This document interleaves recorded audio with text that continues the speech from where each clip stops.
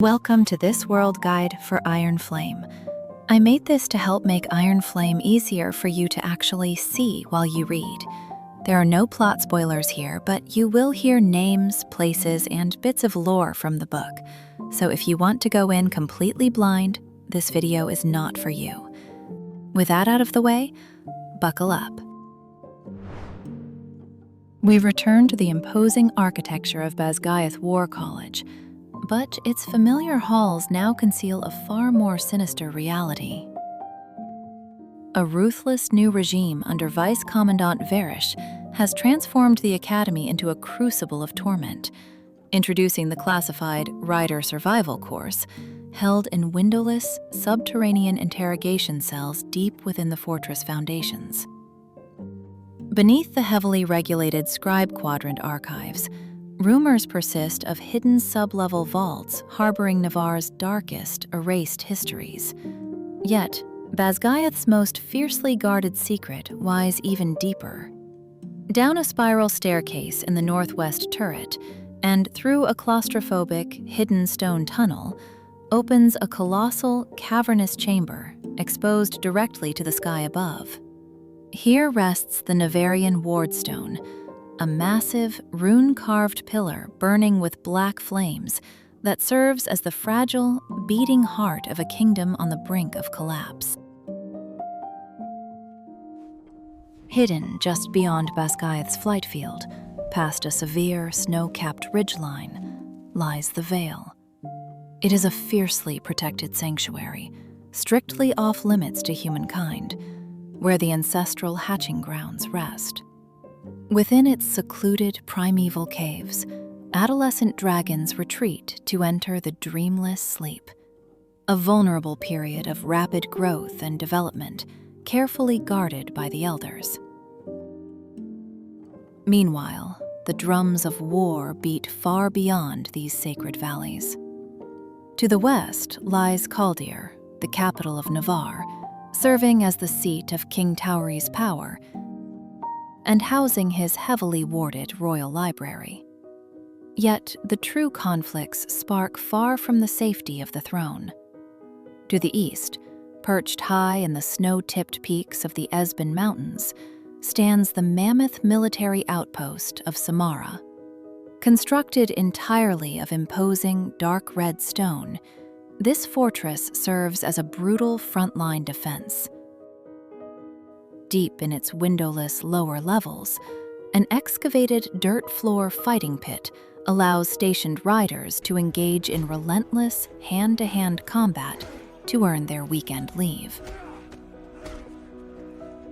Further still, at the very edge of Navarre's magical borders, sits Athabine, a strategically invaluable outpost, standing as a silent sentinel against the threats looming in the east. Far to the south, a different kind of resistance takes shape, guarded by the colossal cliffs of Dralor. This staggering wall of rock rises over 12,000 feet from the ocean. Carved directly into its sheer granite face is a punishing route known as the Madaro Pass, an impossibly narrow and treacherous trail of switchbacks bordered by dizzying, fatal drop-offs. Beyond this formidable barrier, hidden entirely from Navarre's leadership, the once scorched city of Aretia is covertly rebuilding. At its center sits Rierson House, a formidable estate carved directly into the mountainside. Inside its grand foyer, sweeping, highly polished double staircases rise 4 floors toward the mountain's peak, while a massive 2-story assembly chamber hosts the gatherings of a growing revolution. Just above the city, a sweeping, thermal-heated valley dotted with jagged rock outcroppings now serves as a secure, hidden hatching ground for dragons. And concealed deep within a narrow, man-made canyon nearby stands a towering black onyx wardstone, a dormant relic intricately carved with ancient Tyrish runes. Beyond the severe borders of Navarre lies the kingdom of Poromiel, offering a striking visual contrast of rolling amber agricultural fields, pale sandy beaches, and vibrant blue-green seas. Here we find Cordon, a breathtaking coastal city dominated by a glowing white marble palace, where clear turquoise pools cascade down opulent terraces to a massive outdoor gaming arena quarried entirely from sand-colored Breivik stone. But this kingdom is also bearing the brunt of a rapidly encroaching enemy. Cities like Zolia, the second most populous city in the Breivik province and home to the Griffin Flyer Academy, and once thriving trading posts like Rezin, now bear the brutal, scorched scars of war. Together, these outposts serve as the fragile front lines of a creeping conflict the continent can no longer ignore. Finally, stretching into the farthest reaches of the southeast, lies the origin of this dark blight: the Barrens. Once abandoned after the Great War, this desiccated desert peninsula is a desolate wasteland completely drained of natural magic. It is a lifeless expanse where lush earth abruptly wilts and crumbles into dead gray dust, a terrifying void that threatens to consume the entire continent. As a new academic year begins, the surviving riders of Basgiath bear the visible marks of their progression. Violet Sorngale returns not as a fragile first year, but as a seasoned combatant. On her shoulder, she now wears the 2 silver stars of a second-year cadet. Her dark flight jacket is adorned with new honors, a second squad patch, and a custom-made lightning bolt. Beneath her leathers, the subtle shape of dragon-scale armor provides essential protection. Strapped securely to her arm is a delicate glass and metal conduit orb containing an alloy medallion, a vital new tool designed to help her channel and control her immense power. By her side is Zayden, whose uniform reflects his graduation into the Army of Navarre.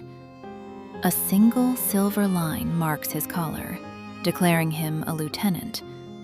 Yet, true to his fiercely independent nature, his dark officer leathers remain completely devoid of any other patches or unit designations, bearing only the stark, swirling shadows of his rebellion relic. Perhaps the most staggering transformation belongs to Andarna.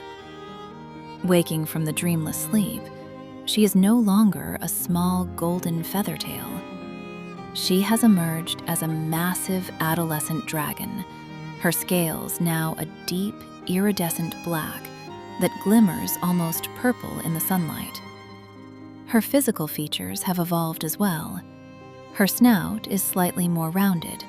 Her curled horns now feature a distinct spiral twist, and a formidable scorpion tail lashes behind her. Far from the college, we find a remarkably changed Brennan Sorngale. The lingering softness of his youth is gone, replaced by the hardened angles of a seasoned leader.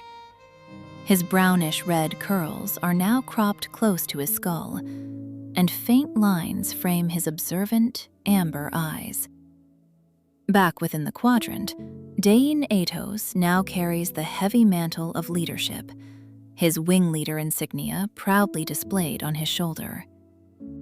And among Violet's closest allies, Riddick bears a new, striking tribute to his dragon bond. A detailed tattoo of a sword tail wraps around the warm brown skin of his neck, seamlessly connecting to the magical relic on his shoulder.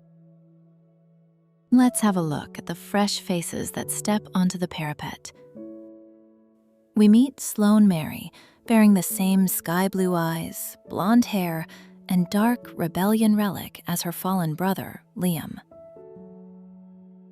Beside her is Auric Greycastle, a muscular first-year who stands taller than Dain, but shorter than Zayden, with his strong chin, sandy brown hair, and startling royal green eyes, he hides his true identity as King Tari's third son. But the college's darkest new arrival is Major Burton Varish, the sadistic vice commandant with a pristine uniform, high forehead, and an oily smile. He is shadowed by his terrifying, one-eyed orange dagger tail, Solace. Across the border in Corton, the wealthy Poromish noble Viscount Tecarus holds court. A tall man with a flushed, round face and impossibly white teeth, he flaunts his opulence in deep blue tunics heavy with gold brocade and hands adorned with twinkling gemstone rings. Among his elite Griffin flyers is Katrina Cordella, Xaden's devastatingly beautiful ex-betrothed. Known for her flawless features, glossy black hair, and bold, bare-shouldered red silk gowns. She flies alongside her sister, the drift leader Cyrena, who sports a fresh neck scar and an asymmetrical navy blue tunic embroidered with gold feathers. And Marin, a petite flyer with a heart-shaped face, bronzed ochre skin, and a single dark braid. Yet the true nightmare looms beyond the politics of the continent. Far beyond the politics of the continent. Leading the monstrous horde is the Venin Sage, the dark wielder who orchestrated the massacre at Resin. Clad in billowing purple robes and clutching a wooden staff, his perpetually red-rimmed eyes and distended red veins expanding toward his temples serve as a chilling harbinger of the devastation to come. He commands the terrifying wyverns, massive, terrifying beasts with dull gray wings and gray snouts that eclipse the sky. Unlike dragons, these abominations of dark magic breathe unnatural, lethal streams of green, blue, and cherry red fire. To combat this encroaching darkness, the resistance must rely on crucial, highly guarded artifacts and forgotten weaponry. The most vital of these is the Luminary, a massive ring made of vibrant blue crystals that stands nearly as tall as a dragon. It is the only device capable of intensifying dragonfire hot enough to smelt alloy. That precious alloy is then forged directly into the hilts of specialized, black-hilted daggers. Bearing a decorative Tyrish rune on the pommel, these sleek blades are the only known weapons capable of killing a Venin. For aerial combat, riders turn to specialized Moresight crossbows. These compact weapons can be fired with a single hand by pulling a lever, launching shimmering Moresight arrowheads that are intricately runed to violently explode upon impact. Finally, the kingdom's survival depends on the resurrection of a banned form of Tyrish magic, runes. Practiced on plate-sized wooden boards, riders learn to temper their raw magic, burning intricate, logosyllabic shapes into the wood as it smokes and sizzles. Together, these rare weapons and ancient magics form the fragile arsenal standing between Navarre and its total destruction. So, that is the movie in my head for Iron Flame. Thank you so much for watching, and I hope this helps you see the world as you read. If you like these kinds of videos, bless your algorithm with a like and subscribe. See you next time.